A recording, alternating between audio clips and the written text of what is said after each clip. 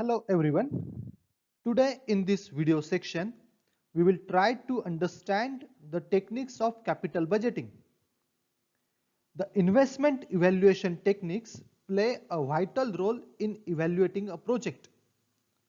Profitability of a firm will increase if the proposal is profitable and vice versa. Selection of a profitable project will help to maximize value of the firm through the maximization of profits. Therefore, capital budgeting decisions form the framework for a firm's future development. As we have seen in the last video section, the analysis stage, the project evaluation involves market analysis, financial analysis, technical analysis, economic analysis, and ecological analysis. In financial analysis, after estimation of the cash flows and a required rate of return on the project, then the next step is evaluation of various investment alternatives and selection of the most profitable project. Now we will try to understand the first techniques of capital budgeting, that is a payback period. Payback period is a traditional techniques. Payback period is one of the most popular and widely recognized techniques of evaluating investment proposals. Payback period may be defined as that a period required to recover the original cash outflow invested in a project. In other words, we can say that it is the minimum required number of years to recover the original cash outlay invested in a project. The cash flow after tax is used to compute the payback period. Payback period can be calculated in two different ways. First is by using a formula, and second by using a cumulative cash flow method.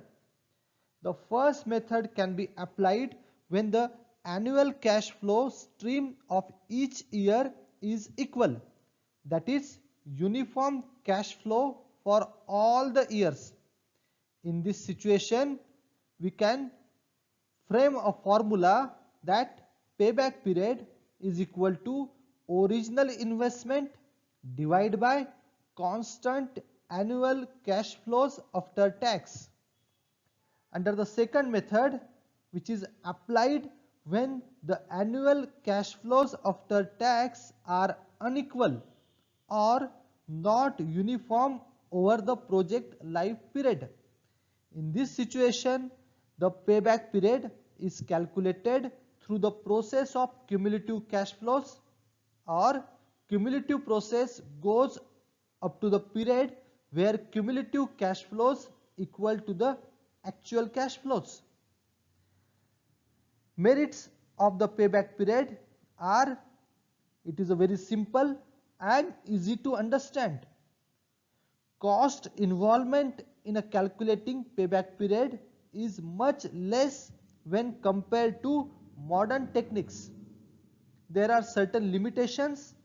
Payback period method suffer from the limitations like it ignores cash flows after payback period. It is not an appropriate method of measuring the profitability of a project, as it does not consider all cash inflows yielded by the investment. It does not take into consideration time value of money. The another limitation is that there is no rational basis for setting a minimum payback period, and as well it is not a consistent with the objective of maximizing shareholders' wealth, since share value does not depend on payback period of investment project. Now we will try to understand the second traditional techniques of capital budgeting, that is accounting rate of return. Accounting rate of return method uses accounting information as revealed by financial statements to measure the profitability of the investment proposals. It is also known as the return on investment. Sometimes it is called as a average rate of return. Average annual earnings after depreciation and taxes are used to calculate ARR, that is accounting rate of return. It is measured in terms of percentage. Accounting rate of return may be calculated in two different ways. In the first situation, where it is clearly mentioned as an accounting rate of return, if the accounting rate of return is given in the problem, then return on original investment method should be used to calculate the accounting rate of return, where formula is average annual earning after tax or profit after tax divided by initial investment or original investment multiplied by 100. In the second situation, where it is clearly mentioned as an average rate of return, return on average investment method should be used to calculate the average rate of return, when the formula becomes average rate of return is equal to average annual earning after tax divided by average investment multiplied by 100.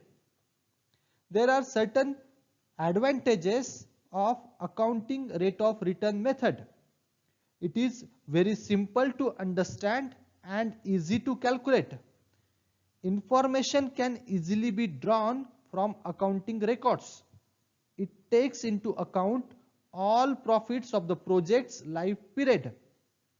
The another advantage of this method is that cost involvement in calculating accounting rate of return is much less in comparison with the modern techniques, since it saves analysis time. There are certain limitations of this method.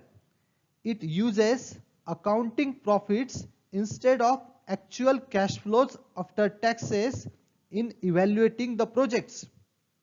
Accounting profits are inappropriate for evaluating and accepting the projects, since they are computed based on arbitrary assumptions and choices and also include non-cash items.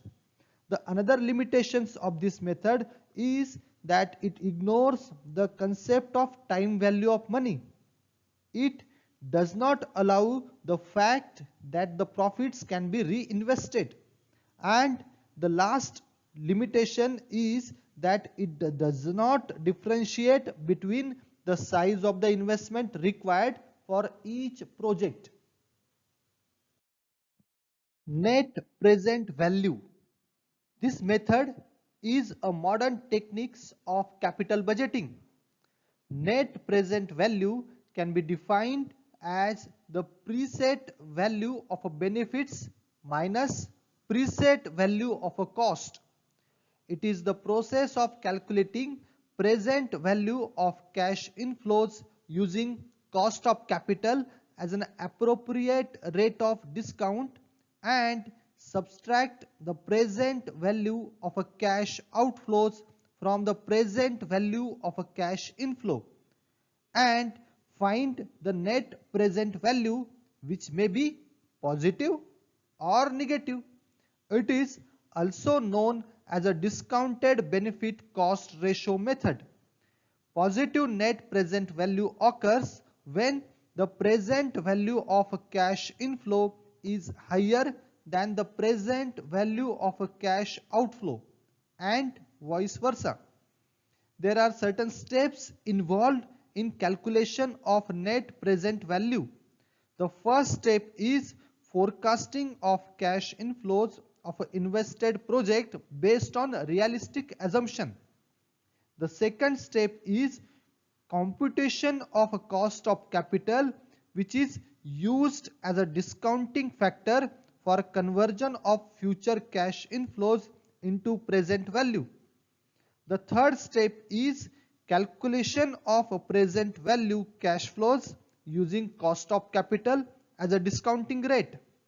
The last step in calculation of net present value is finding out the net present value by subtracting present value of a cash outflow from present value of a cash inflow.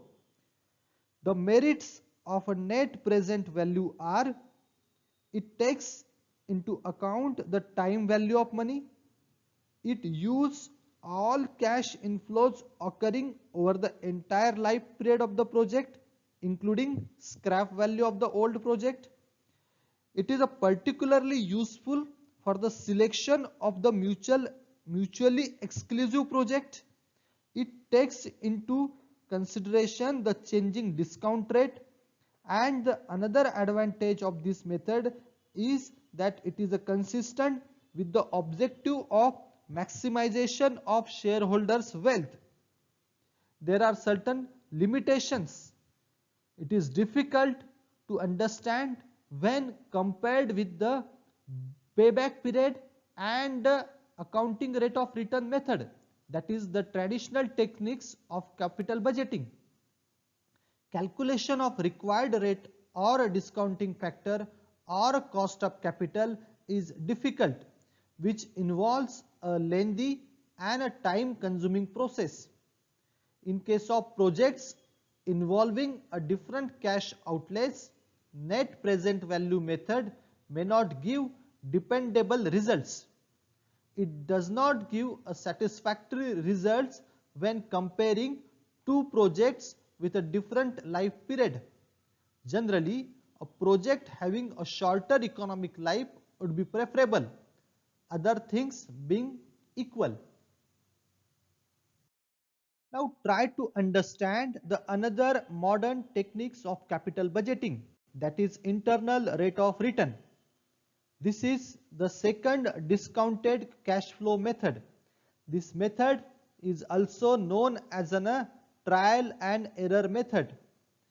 Internal rate of return may be defined as that discounting factor at which the present value of cash inflows equals to the present value of cash outflow. It takes into account the magnitude and timing of cash flows. In case of net present value method, the discount rate is the required rate of return, and that is predetermined, usually the cost of capital, which is determined based on external point of view, whereas internal rate of return is based on facts, which is internal to the proposal. Internal rate of return depends on the initial cash outlay and the cash proceed of the proposal project. It is the best available concept. This method is also having certain advantages and disadvantages. The merit of this method is that it takes into account the time value of money. This method is consider the cash flows throughout the project's life.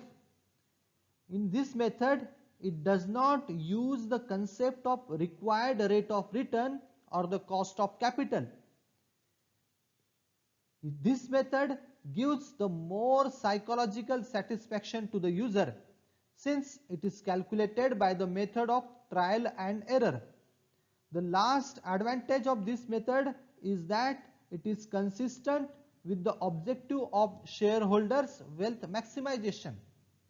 The limitations of this method is that it is difficult to understand and calculate, since it involves tedious calculation. It implies that profit can be reinvested at an internal rate of return, which is not logical. The another limitation of this method is that it produces multiple rate of return, which can be confusing. The another limitation is that it does not help evaluation of mutually exclusive project. Since a project with the highest internal rate of return would be selected. However, in practice, it may not turn out to be one which is the most profitable and consistent with the objective of shareholders' wealth maximization. The last limitation of this method is that it may not give fruitful results in case of unequal project life, unequal cash outflow, and difference in the timing of cash flows. The another discounted cash flow techniques of capital budgeting is profitability index. It is similar to net present value method. It is the ratio of the present value of cash inflows at the required rate of return to the initial cash outflow of the investment proposal. Profitability index measures the present value of future cash per rupee of investment, whereas net present value is based on the difference between present value of cash inflows and the present value of cash outflows. Net present value is not reliable to evaluate projects requiring unequal initial investment. Profitability index method provides solution to this problem. Profitability index is the ratio which is derived by the dividing present value of cash inflows by present value of cash outflow. The advantages of profitability index method is that it gives due consideration to time value of money. It also considers all cash flows to determine the profitability index. This method will help to rank the projects according to their profitability index. The another advantage of this method is that it recognizes the fact that bigger cash flows are better to smaller ones and early cash flows are preferable to later ones.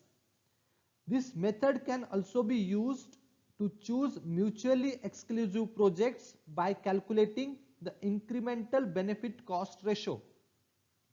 This method is consistent with the objectives of the maximization of shareholders' wealth. The demerits of these methods are that profitability index cannot be used in capital rationing, where projects are indivisible. Projects with the low profitability index may have to be selected if it generates the cash flows in the earlier years, which can be used for setting up of another projects to increase the overall net present value. Thank you and happy learning.